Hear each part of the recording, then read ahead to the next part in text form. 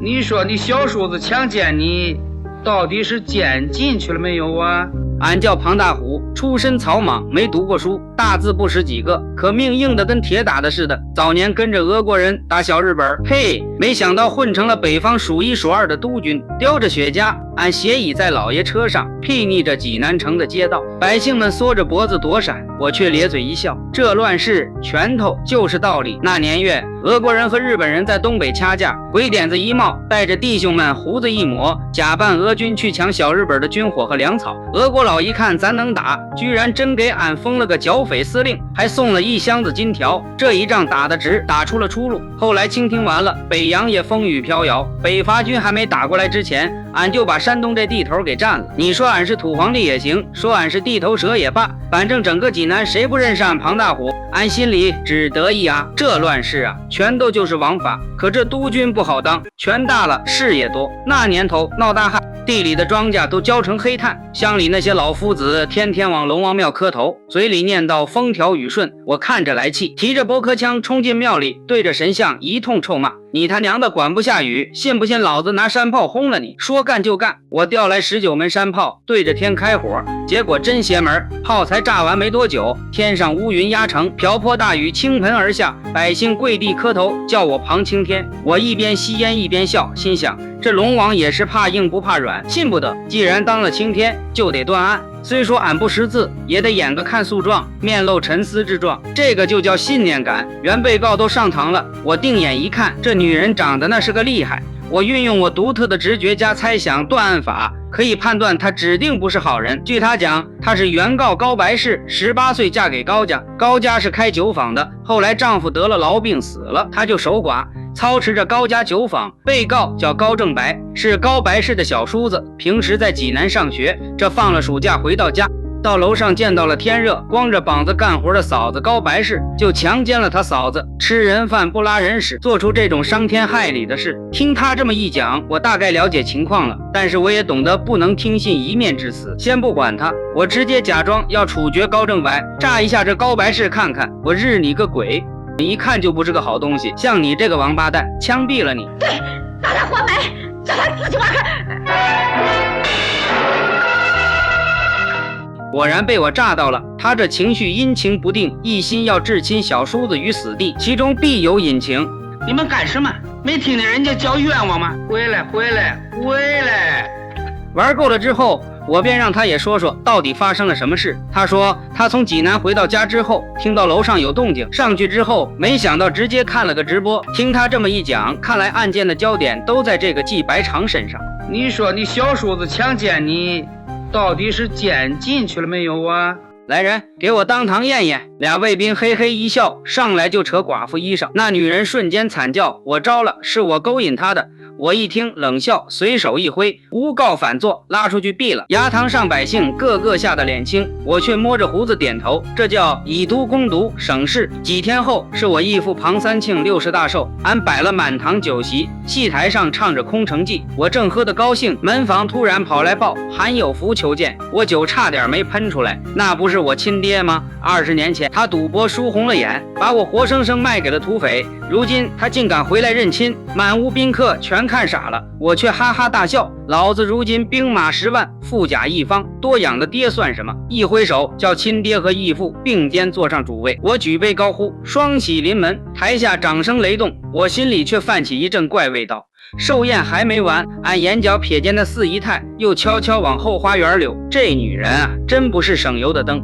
就在我寻思怎么处置她时，参谋长凑过来低声说：大帅，直隶来密信说慈禧老佛爷的陵墓夜里冒金光。我脑子嗡的一响，这可是大发财的机会。我当即点兵，连夜调动工兵营，带着炸药和马车直奔东陵而去。我庞大虎说干就干，调了整整1个工兵营，扛着炸药直奔清东陵。那天夜里风大，月亮挂在云后，阴森森的。我站在慈禧墓前抽着烟，看弟兄们埋炸药，嘴里笑得合不拢。有人劝我：大帅，这可是皇陵，动不得啊！我一瞪眼，妈的，死人的钱不赚，难道等活人来抢？轰！一声巨响，木门震开，灰尘滚滚，石门缓缓滑动，里面金光闪闪，翡翠白菜、夜明珠、珊瑚玉钗，晃得人眼都直了。我让人往马车上装，一连装了30车宝贝。刚装完，有个小兵摸了块玉佩揣兜里，我看见了，没多话，一枪崩了他。老子的东西也敢碰！我吐了口唾沫，照着那具尸体啐了一口。后来听说溥仪在天津那边，气得当场晕了过去，我才不管，皇帝算个屁！如今谁枪杆子硬，谁就当家。俺这回是真发了。宝贝运回来后，我把府里的院子都铺了黄棂，还让人把清宫规制的龙椅仿了一张摆在客厅正中，谁来见我都得跪着说话。可这日子才过几天，就听说北伐军势如破竹，已经攻破苏皖，眼看着就要打进山东，各地小军阀纷纷倒戈，连我手底下几个旧部都蠢蠢欲动。城外的炮声渐近，我正盘算怎么稳住局势，日本人倒先登门了。那日，日本领事山田大佐亲自带着2个随员进了我的书房，那厮脑袋秃得发亮，油光水滑，说话带着股洋泾夯味的中文。庞桑，只要您宣布山东自治，皇军将全力保护您安全。我眯着眼看他，心里冷笑，这些洋鬼子比俄国佬还狠，用你就捧你，扔你，连骨头都不剩。我嘴上倒是笑着，山田先生，此事关系重大，容俺考虑。那协议书我收好，转头就往抽屉里一塞。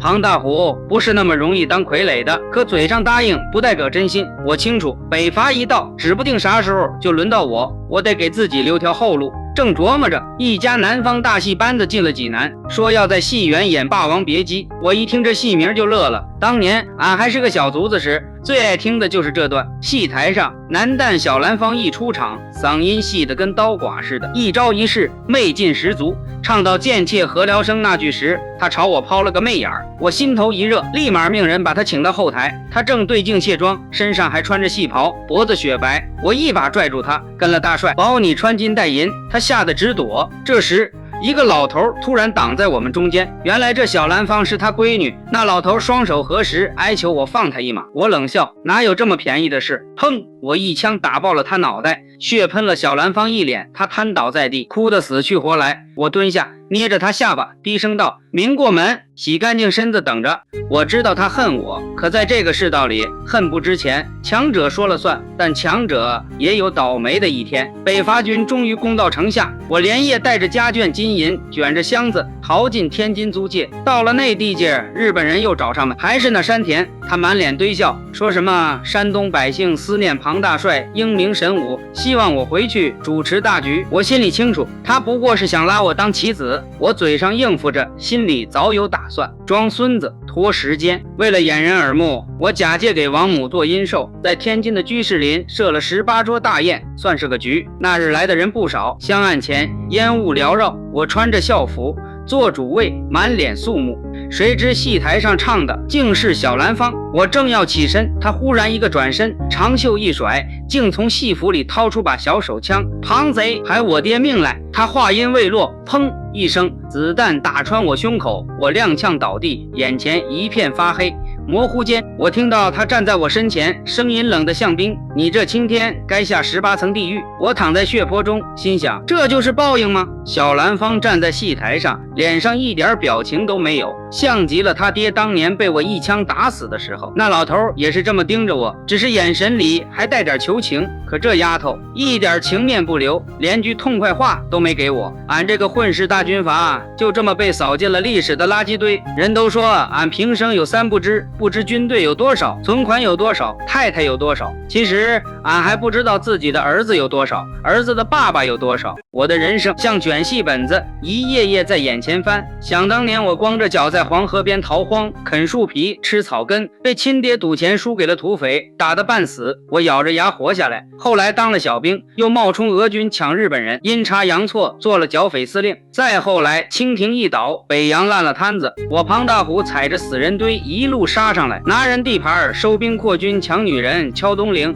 连祖宗的坟都敢刨。这一生真是能耐。我当了督军，府里18房姨太太，钱多的数不清，酒天天喝，戏夜夜看。老百姓见了我跪，官员见了我陪笑，小兵见了我抖。可我还是输了，不是输给谁，是输给这世道。你说我贪，我狠，我荒唐，可这世上哪个当权的不贪？哪个手上没沾血？我抢至少是明抢，我杀至少是当面。那些戴礼帽、穿西装的，嘴里讲民生民权，心里却全是银票和地契。有一回我在府里喝醉了，问参谋长：“你说咱这日子还能撑几年？”他不吭声，只是斟了杯酒。我当时笑了，我说：“撑到死就够本儿。”结果还真是撑到死。我现在才知道，什么庞青天、大帅府、一方霸主都是狗屁。人死了，一把火烧得干干净净，连块碑都没人立，更别提百姓感恩、后人敬仰。到头来，尸体若没人认领，连个坟都不一定有。你们啊，将来要是还记得我，庞大虎大概